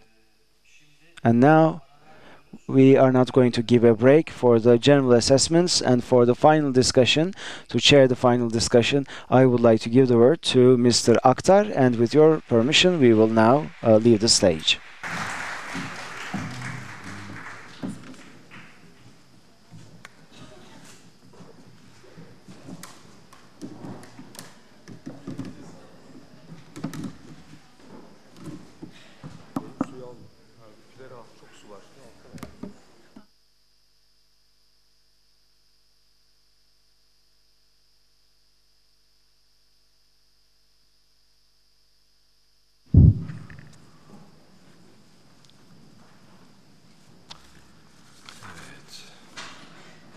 Saat 6:15 dakika. Well, it's 6 o'clock. We are just 15 minutes late. It's nothing. But we are all tired. However, we have to say a couple of remarks. Our foundation works on this memory that comes back in this country. This is how it happens. We carry this memory, but there is a very weak memory throughout the country. And it's the state that fills in this gap when people forget things. Zeynep Kezer, in her presentation, she talked about the house of Fabrikatorian, and she showed us how, with the generosity of those living in United States, contributed to the reconstruction of his house in Turkey. So we're talking about this nice house of a destroyed family that had to leave their homes. So we are facing two problems. We are facing faults and gaps, because many of the things are missing. We don't know about many of the things. So the foundation, Hrant Dink Foundation, works a lot on history, and we have made great progress. We focused on the history of Adana, and we had Adana activity and Diyarbakır research, which was a crime scene, as we can call it. And we had this intercultural interactions. We had the Islamicized Armenians. We had our oral testimony studies. We have our cultural heritage that you have seen downstairs. So to remedy for this weak and missing memory, thanks to the efforts of a couple of historians and universities, we are trying to work on these issues. This time we had a very, very ambitious theme, as you all knew. We wanted to talk about a wealth of a destroyed nation, a nation that is not existing anymore.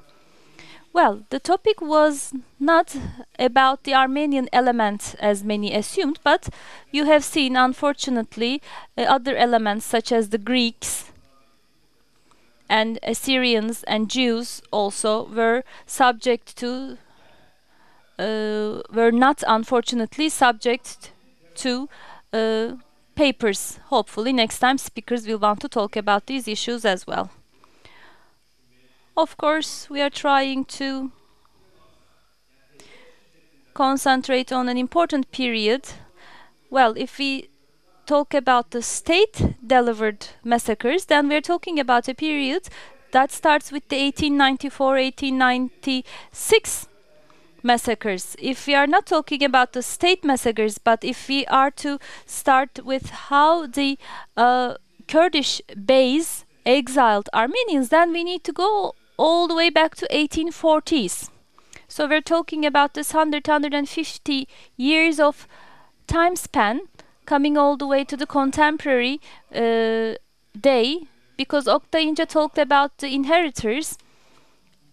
Even today, the inheritors are trying to get back their ancestors' properties, so it's still an ongoing issue.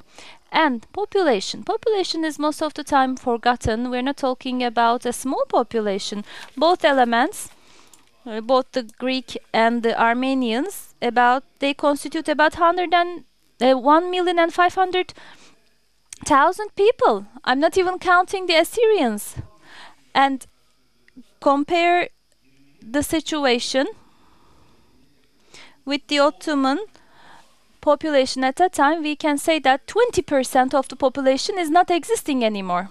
So 1849-46, I talked about the massacres, and then the Aegean pogroms and the Pontus pogroms, and 1915 deportation and genocide, 1923 population exchange, 1964 Greek exile most recently, and this is a long list of violent history. This reminds us this long violent history, and this memory needs to come back. We need to remember all these things. So the order is no longer there. Why is the order no longer there?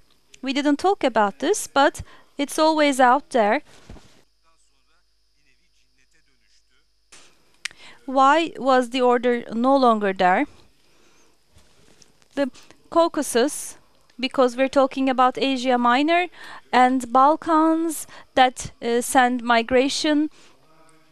We have the nomadic settlements, because compulsory settlements took place in the midst of the 19th century, and based on religion they wanted to build a nation, and ethnic cleansing was compulsory. And then we had the Tanzimat reforms and equality. We would no longer be able to call the infidels as they are. And this is a huge history of problems, concerns, questions. I have noted down everything. For instance, with regards to economy and commerce, Erdem Kabatayı talked about Susnutski. Susnutski in 1910 talks about the ethnic division of labor in the Ottoman period. He has an article, and our speaker referred to him, and since that time this thesis has not been worked on. True. The issue of division of labor, ethnic division of labor, is not the same as the French colonies of Africa saying that Senegal will produce this, Mali will produce that. No, it's not a monoculture, but the non-Muslims, as we know, in the 19th century golden age, they were heavily involved in the industrial activities, and they have a good accumulation, commercial and industrial accumulation.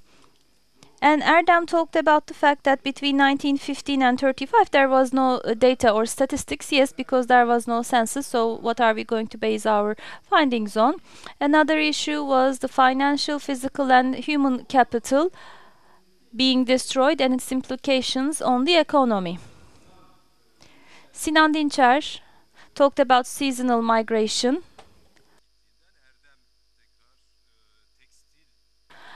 Erdem talked about textile, collapse of textile. Zeynep Kezer talked about Mezre, and she talked about the Fabrikatorians, who used to be called İpekçians, deriving their names from the silk production. And she talked about the fact that there is no longer any silk production over there. I was talking to Çağlar Keyler in the break. These issues, the non-Muslim elements, when they were destroyed or when they left or forced to leave, this economy, what happened to this economy in those localities? 40 years ago, he had a study on the Aegean region, and I think History of Foundation published it.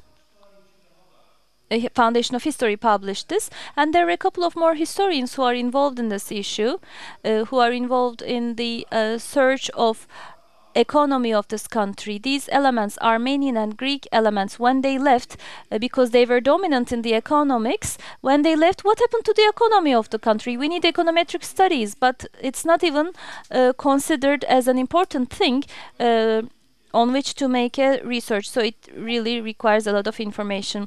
Another topic was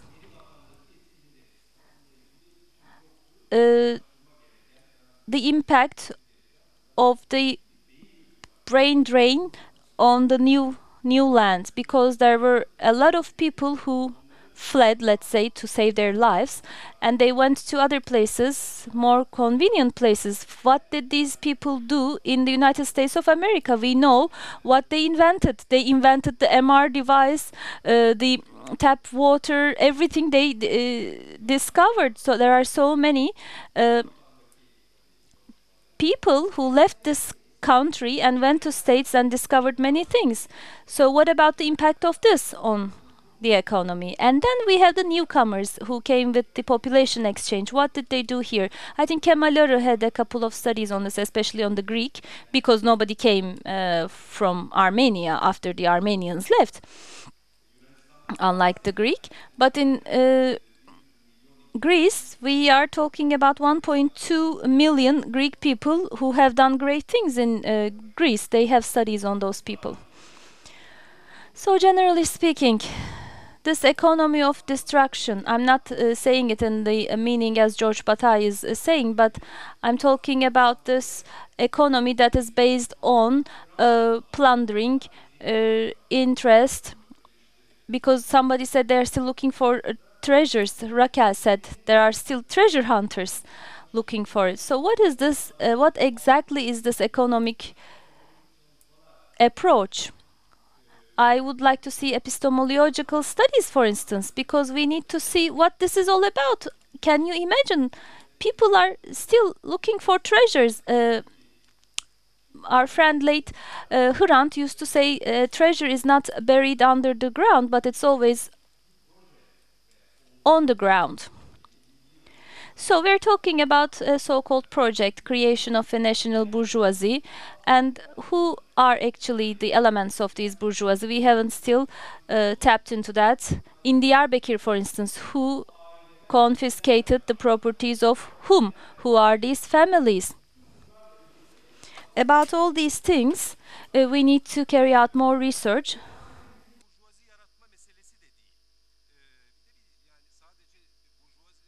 And it's not only about creation of a national bourgeoisie. The state is not only doing that, but it's also gaining more and more importance, because all those foundation buildings were expropriated, and the state became more and more stronger with the confiscation efforts. And doing all these things, this plunder, confiscation, dispossession, interest-taking economy, let's call it, as mentioned by Hamit Bozaslan, becomes a very irrational economy. In a way, the economy collapses here. You are trying on the one hand to create a national economy. Let me take this person's property, let me expropriate that, let me create another thing. But at the end of the day, nothing is left. Again, from an economic and commercial perspective, we can say that all these unjust treatments, unfair treatments, return or compensation of this damage all the way since the beginning. By the way, we have received a lot of information about this yesterday and today. And about the return, restitution and compensation issue has come all the way to today. And even today, the most recent example is Camp Armen, and it's still an ongoing dispute. It's not over yet. They are asking, shall I restitute it? Shall I not restitute it? They are doing all sorts of tricks not to give that property back. We have seen the examples of this. So cultural and human capital, we have so many things to say on this.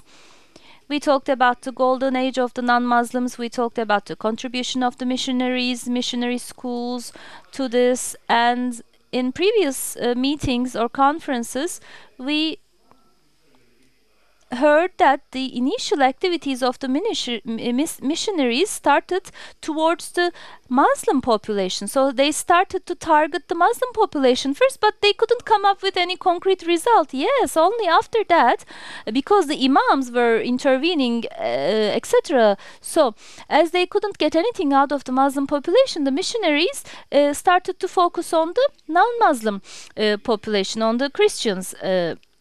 But in terms of education, they have helped a lot. It's obvious that they have created a lot of education, high education level. That's why I was talking about the brain drain. And this loss of culture and civilization, we always use it. This is already almost a theory. Sezai Balcı, with regards to Konstantiniti Pasha and his work in settlements issues in Giresun.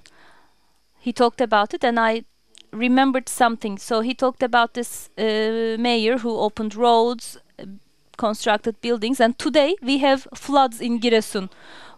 Both from the sea and from the mountain, there are floods coming. Look at Giresun today.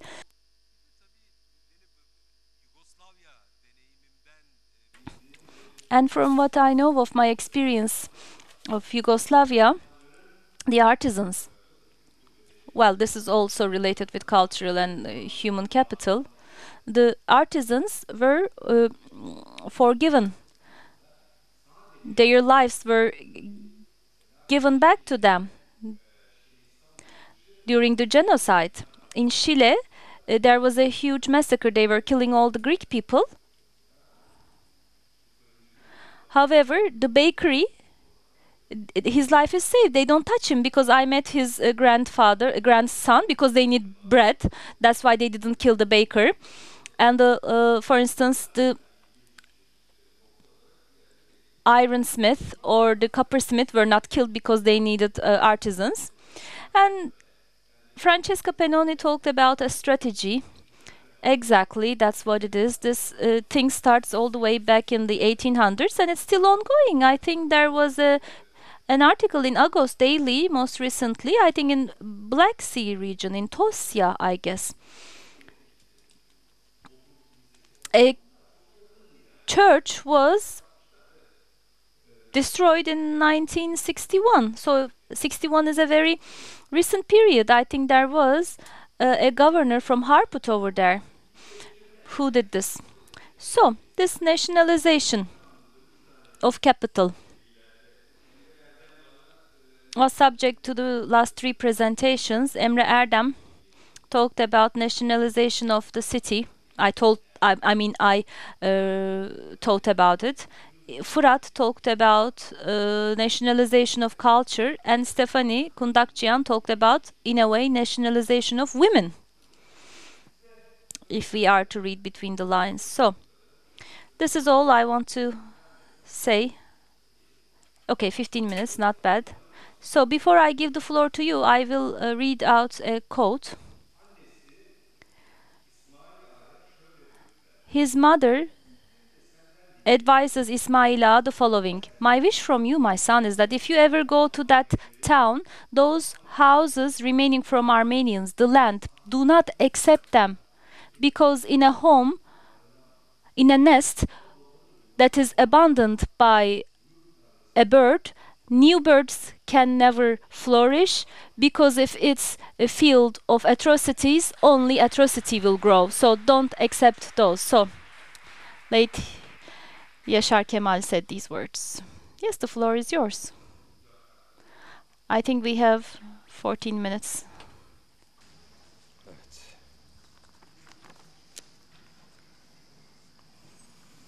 Yes, Caroline. Caroline. Thank you.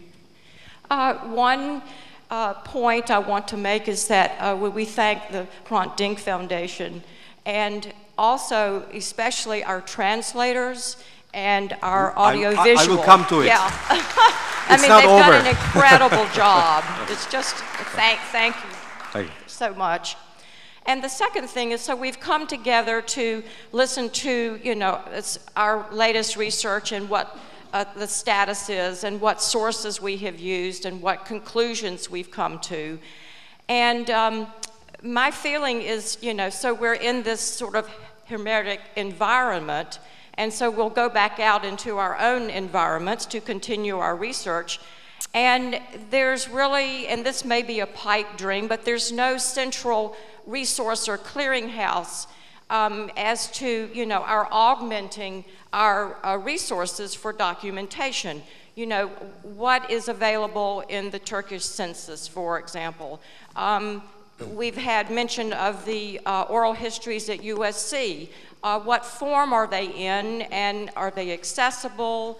That sort of thing. And is there any institution or foundation that is willing to at least consider having this sort of clearinghouse that could be updated as more sources come and, you know, institutions come into being with these documents? I mean, it's very frustrating and time-consuming to not have access to these resources or not even be knowledgeable about them. What in Armenia, in Yerevan, is available? What newspapers are available? Where are they? What are their dates? And I could go on, but that's the sort of feeling. Is there anyone or institution who could entertain this sort of, you know, clearinghouse? Thank you. Note well taken. Arkada var mı? Yok. Buyurun. Emeği geçen herkese çok. I would like to thank everyone, including the translators, for their performance at this fast pace. I am not quite knowledgeable about the following. I'm sure you're much more experienced than myself, but this is a mere suggestion that I wanted to share with you. History making and memory is very important. The Hrant Dink Foundation and several universities are working quite hard in this regard. And when I listen to the presentations today, this is what crossed my mind. We've talked about destruction, we've talked about annihilation of certain cultures, and within this process of annihilation, how about the dissident voices, dissident individuals, or perhaps a small group of people, Muslims? Were there such people? And I'm sure there were, because there are always dissidents, and these non-Muslim, these quote-unquote Turkish groups or Muslim groups. What is the importance of them in our culture?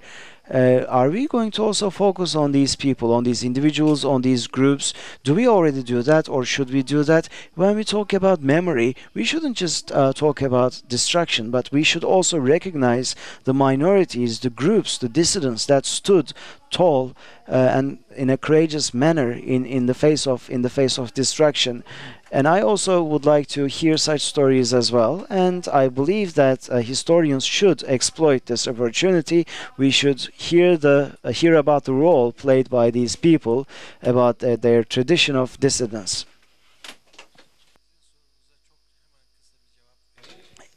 In response to your question, and Ayhan Aktar has left, maybe because he's old and he wants to go to sleep. Okay, you are here, sir, so perhaps you should take the word.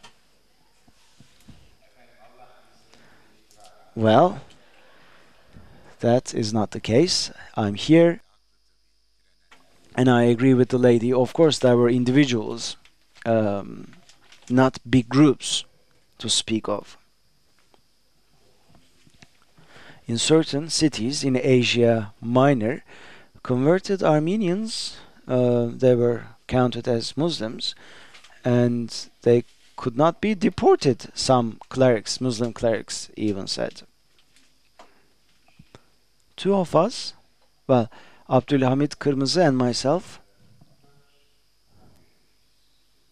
we have focused on 4 public officials. We have completed half of our research, and in 6 or 7 months we are hoping to conclude this project. These are district governors or governors, and one lost their life, the governor of Diyarbakır, Lice, Hüseyin Nesimi, because he stood against the deportation of women and children, and because of that he was killed.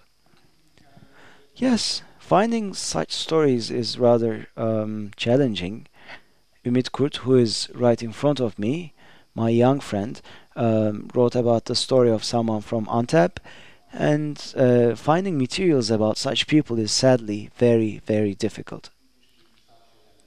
But things get emotional at times, and let me tell you this story because we have come to the end.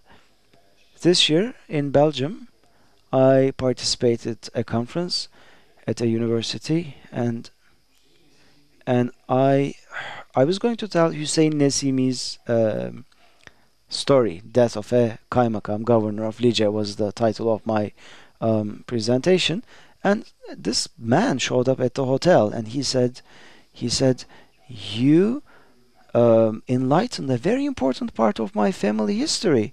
Why? I asked. Because he said because my grandmother, when she talked to us, she would say an Ottoman Pasha saved her, and my family come from Lice, all Armenians. I thought he was an army officer, and you said he's a public officer. He showed me the photograph of his grandmother, and things got emotional. And this is the 10th year, I mean, since that eventful conference in 2005. Within these 10 years, as a sociologist, when I look around myself, I see that people have actually started talking. And the fact that we have started talking is very important in and of itself, because in the past no one dared to speak about these things in families or between circle of friends. No one would talk about these things. But now people have started talking. 2 months ago I was riding a cab, and you know how they ask where you're from, what you do, and so on and so forth. I told them that I was a professor, and the guy, the taxi driver, probed me, and I said I'm working on this and this, and he said apparently he's from Silvan, from Diyarbakır, and he told me the whole story. And his grandfather apparently told the story to him. So he shared the story with me. And we are talking about a great catastrophe. And we're talking about something that had a huge social cost. And people do not forget these things. Even if people go to pilgrimage, even if people repent, even when you're 80, you dream of things that you did when you were 20, and you wake up and you share the dream with your grandchild. And how about the grandchildren? Now the grandchildren have started talking, and that is to be lauded. And historians are are lagging behind, because we are sort of impeded by certain things, because 2 big archives in Turkey, the military archives plus the archives of the Ministry of Foreign Affairs, have yet to be opened, have yet to be made public.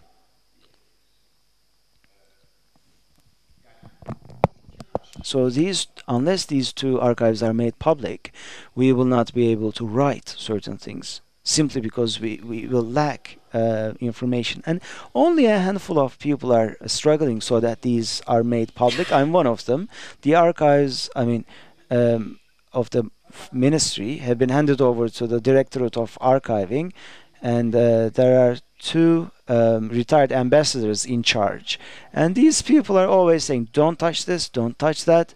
And because of that, exactly, maybe come 2065, and I will not live to see that, but maybe these will be made public then by 2065. Let's be optimistic at least. But sometimes certain unexpected things happen, and we have been witnessing a period of digitalization.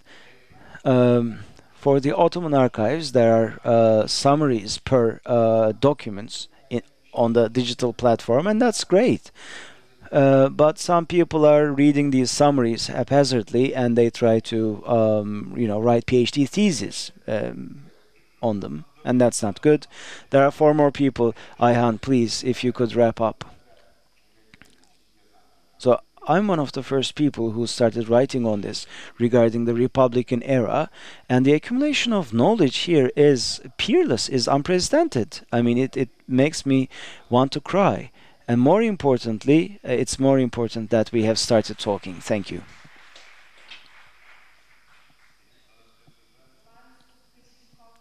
Thank you for this highly enlightening conference. I thank everyone who made this possible, and I would like to segue into what was said previously. And I have an invitation to share with you Hrant Dink Foundation History and Memory Incentive Fund, supported by Alper İktem, and this fund is used to incentivize narratives on this.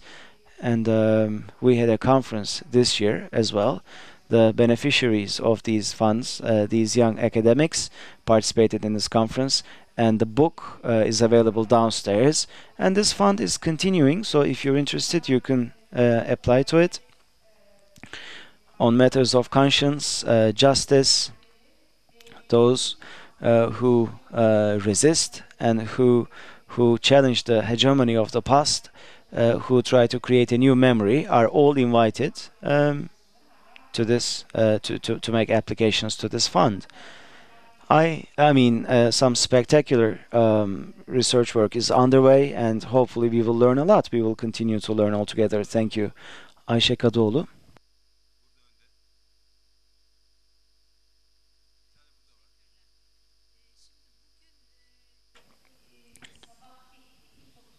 Well, during the morning session, someone asked a question. We are talking about micro histories, micro stories. We're listening to these stories, but in terms of writing the history, what sort of a contribution is this going to make? Someone said. And I think, Cengiz's remarks were quite well placed. Yes, some of these may be micro stories, but where are we headed to from here? We need all these micro stories, and to sort of challenge the hegemony. We have made dents in this hegemony, or the official in the officialdom's version of events. That's why we need to have this discussion. You said that you didn't receive many presentations when for the title "The Properties of the Non-Muslims."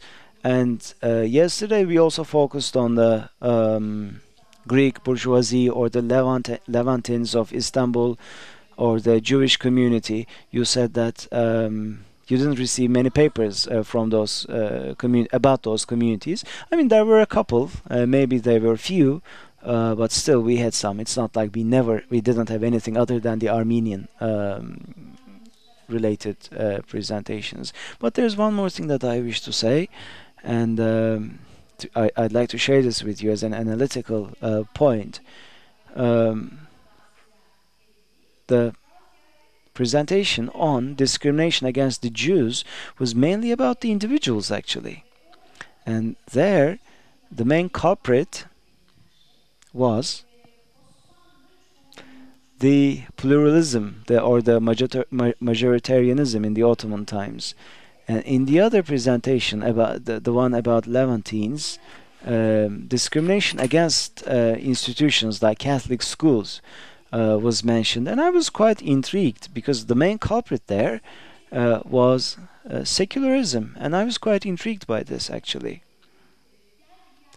And Suavi Aydın is probably here, so in the literature of nationalism, we don't call this Turkish nationalism. In the literature of nationalism, you don't see this anymore because there are different nationalisms, and but we can still call it official nationalism, and it has actually changed the landscape, the ethnic from religious to ethnic, and I see this in the backdrop of these presentations, and I quite like that. And I just wanted to mention this. I also could sense something macro in all of these presentations.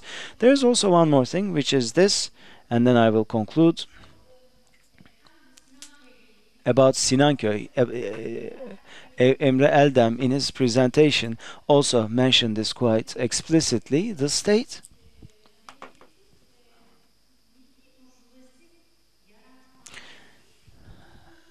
the stagnancy of the state to create a national bourgeoisie, this is very important. That was quite staggering for me because it wasn't an all-out effort. So they didn't sell certain properties, they just rented them out. They wanted to call the shots at the end of the day. Oktay İnce called this the feudality of the state. I don't know if I would use the same terminology, but it was quite interesting to see. So the creation of the national bourgeoisie was also marred by the state's reflections, and I think we should focus on that as well. And we shouldn't just say the state did this to create national bourgeoisie. So right now I cannot say it so easily because we have seen what the state did and what it did not do. I just wanted to add these things as well. And also one more thing.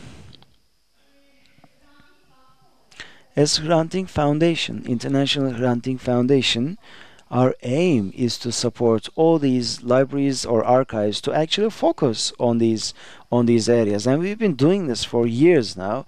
And I'm sure you have heard of what we have done so far. We are also trying to establish an institute, and we wanted to announce this here as well.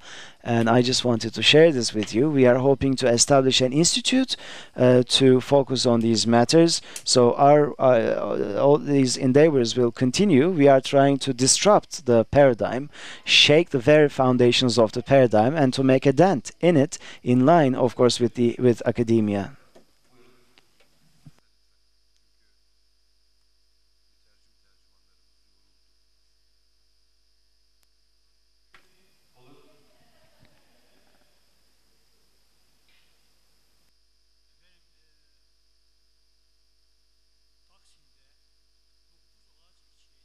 In Taksim, for 9 trees, 2 million people gathered.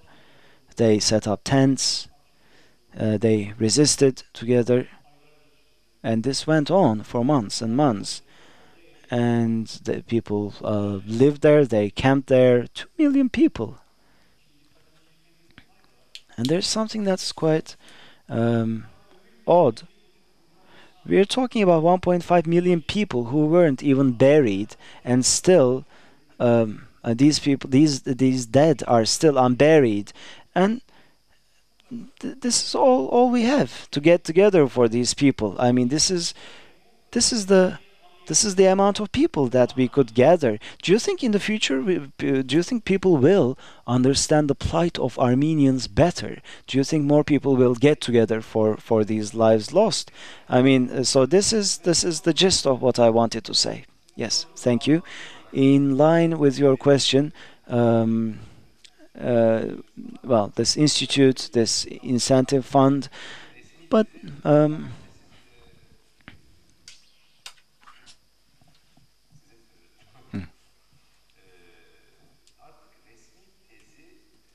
the official, I mean, people don't really buy into what the officialdom says, especially within the young generations. People do not really buy into this, official philosophy, and this was one of our biggest objectives. And I think we have triggered this because, yes, there are so many young people in Turkey as well as abroad, and let us not forget that we didn't receive many presentations about the Greeks, but we did receive 90 presentations in total. We could only include 28 of them. And yes, we have learned a lot. And on the other hand, we also realized that there's a long way to go. We are still aware that there's a lot that needs to be done. It's not like we've finished everything. We are only beginning. I've talked about the historical dimension. I've talked about the reasons. I've talked about the different dimensions. And actually, this could be a 101 and then a 102 or 201, and for 4 years, I mean, you could educate people on this and this alone. Macro or micro history. Ayşe Kadıoğlu talked about the importance of disrupting the hegemony, and I think there's a long way to go, but I believe that we are on the right track. 3 friends came from abroad just to be with us. Philip Kalfayan. The other one is Raymond Kevorkian, and these are friends of the foundation. Another friend, Selim Deringil, he also made it to Istanbul just to be with us, so we would like to thank them for their attendance as well.